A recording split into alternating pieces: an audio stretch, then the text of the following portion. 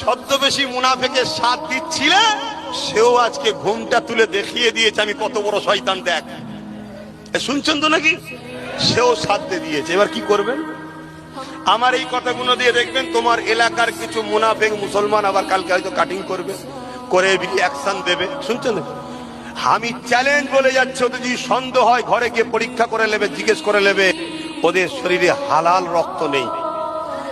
ওদের শরীরে হালাল রক্ত নেই কেন? হালাল রক্ত কখনো মসজিদের বিরুদ্ধে যেতে পারে না।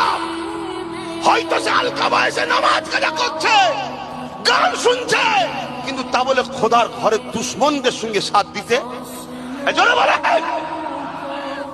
কত কষ্ট করে এই মসজিদ গুলো তৈরি করা হয়েছে, কত কষ্ট করে লোকের কাছে বাবা 100 টাকা দিয়ে, বাবা 5 টাকা দিয়ে, কে 10 টাকা দিয়েছে, কে 20 টাকা দিয়েছে, হাজার হাজার বছর ধরে তিল তিল করে এগুলোকে তৈরি করা হয়েছে।